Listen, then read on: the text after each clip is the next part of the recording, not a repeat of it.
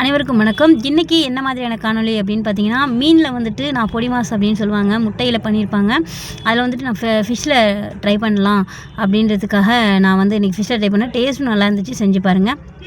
இப்போ நான் என்ன பண்ணிட்டேன்னா, அதுக்கு ஒரு பாத்திரத்தில் வந்து தண்ணியை வந்து நான் கொதிக்க வச்சுருக்கேன். அதில் வந்துட்டு பார்த்திங்கன்னா, இன்றைக்கி வந்து கிழங்கான் வகையை சார்ந்த அந்த மீனை வந்து எடுத்திருக்கேன்.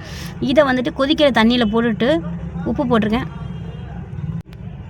உப்பு போட்டுட்டு பின்ன என்ன பண்ணணும்னு கேட்டிங்கன்னா, லைட்டாக நம்ம கொதிக்க வச்சுருந்தோம் இல்லையா தண்ணி, அதை வந்துட்டு நம்ம போட்டு அப்படியே இறக்க வேண்டியதான். இது ஒரு சும்மா கொதிக்கிற அந்த கன்சிஸ்டன்சி வந்த உடனே கூட நம்ம அப்படியே அடுப்பை வந்துட்டு ஃப்ளேமை வந்துட்டு இப்போ அப்படியே கம்மி பண்ணிட்டோம் அப்படின்னா போதும்.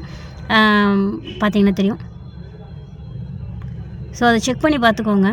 அந்த ஒயிட்டோட ஃப்ளஷ்ஷு வந்து தெரியுதா அப்படின்றத பார்த்திங்கன்னா தான் அதுதான் இது. மீன் வந்து ஜென்ரலாகவே வந்துட்டு சீக்கிரமாகவே வெந்துடும்.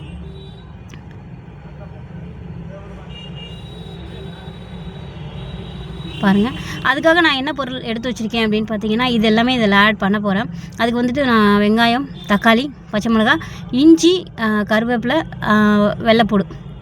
அதுக்கப்புறம் பார்த்திங்கன்னா, நான் இதை வந்துட்டு ஒரு ஸ்டிர் பண்ணி தான் போடுவேன். பல்ஸ் மூடு கொடுத்து அது வந்து என்னென்னு பார்த்தீங்கன்னா, ஜஸ்ட்டு ஒரு தேங்காயும் சின்ன சீரகமும் போட்டிருக்கேன், மிளகுத்தூளும் போட்டிருக்கேன். அதுக்கப்புறம் ஒரு முட்டை எடுத்திருக்கேன். இதுதான் இது டோட்டல் இன்க்ரீடியன்ட். அப்புறம் ஃபிஷ் எடுத்திருக்கேன். நம்ம அவிச்சு வச்சுருக்கோம் மீன், பார்த்திங்கன்னா தெரியும். அதுக்கப்புறம் ஒரு பேன் வச்சுருக்கேன். இதில் வந்துட்டு பார்த்திங்கன்னா, நான் பட்டை 2 துண்டு போட்டிருக்கேன். இதில் பெருஞ்சீரகம் போட்டிருக்கேன். அப்புறம் சின்ன சீரகமும் போட்டிருக்கேன். இதுக்கு அப்புறம் பார்த்திங்கன்னா, நான் வந்து கருவேப்பிலை சேர்த்துருக்கேன். இதை வந்து நல்லா சாட்டே பண்ணுவோம். அதுக்கப்புறம் நான் வெள்ளைப்பூடுமே போட்டேன். வெள்ளைப்பூடு போட்டுட்டு இதை நல்லா சாட்டே பண்ணி எடுத்துருவோம். பிறகு வந்துட்டு நம்ம இஞ்சி போட்டிருக்கேன், ஜிஞ்சர். ஸோ மறுபடியும் சாட்டே பண்ணிவிட்டு அகைன் வந்து பார்த்திங்கன்னா, நான் அடுத்தது கட் பண்ண ஆனியன் வந்து சேர்க்க போகிறேன். ஆனியன் சேர்த்துட்டேன். இதையுமே வந்துட்டு நம்ம ஸ்டிர் பண்ணிக்குவோம் லைட்டாக சாட்டே பண்ணிவிட்டு. அதுக்கப்புறம் தக்காளி ஆட் பண்ணிவிட்டு உப்பு கொஞ்சமாக ஆட் பண்ணியிருக்கேன்.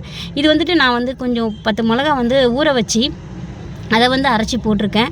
ஒரு ஃப்ளேவருக்காக தான் போட்டேன். இதில் ஒன்றும் இல்லை. நீங்கள் தனியாக மிளகாத்தூள் போடுறதுனால கூட போடலாம்.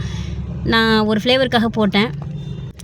அகைன் வந்து பார்த்திங்கன்னா, நான் ஒரு முட்டை உடச்சி ஊற்றியிருக்கேன். அதில் வந்து மிளகுத்தூள் கொஞ்சம் போட்டிருக்கேன். இதை வந்துட்டு அப்படியே ஓவராலாக நம்ம சாட்டே பண்ணி எடுத்துகிட்டு, அதுக்கப்புறம் நம்ம மீன் வச்சுருந்தோம்ல அவிச்சி, அதை வந்து நான் ஆல்ரெடி கை பார்த்து வச்சுட்டேன். பிறகு வந்து என்ன பண்ணணும்னு பார்த்திங்கன்னா, நான் கொஞ்சம் க்ரஷ் பண்ணி வச்சுப்போம் கையாலேயே.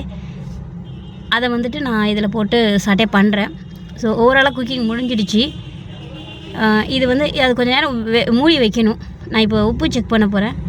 ஸோ உப்பு கொஞ்சம் கம்மியாக இருந்துச்சு, அதனால் உப்பு போட்டேன். நம்ம ஓவராலாக கிண்டி வச்சுட்டு மூடி வைக்கணும். மூடி வச்சு ஒரு 5 நிமிஷம் 10 நிமிஷம் சிம்மில் தான் மூடி வைக்கணும். ஏன்னா இது எல்லாமே வெந்த பொருள் தான். 5 நிமிஷம் வேக வச்சுன்னா அந்த கலர் வரும். இப்போ வந்துட்டு பார்த்திங்கன்னா, நான் டேரெக்டாக தேங்காயை வந்துட்டு போட்டுட்டேன். அவ்வளோதான். இதோட ப்ரொசீஜர் வந்து இவ்வளோ தான். பெரிய விலையெல்லாம் இல்லை. ஆனால் டேஸ்ட் வந்து உண்மையிலே நல்லா இருந்துச்சு. நீங்கள் ஒரு தடவை ட்ரை பண்ணி பாருங்கள். அகைன் வந்து இதிலே வந்துட்டு நிறைய பொடி மாஸ் ஐட்டம்ஸ் நிறைய இருக்குது. வேறு நான் என்ன பண்ணணுன்றதையும் சொல்லுங்கள். இதில் ஒரு வேளை நான் ஏதாவது மிஸ்டேக் பண்ணியிருந்தால் அதையுமே சொல்லுங்கள். எனக்கு தெரிஞ்சதை நான் பண்ணியிருக்கேன். வேறு ஒரு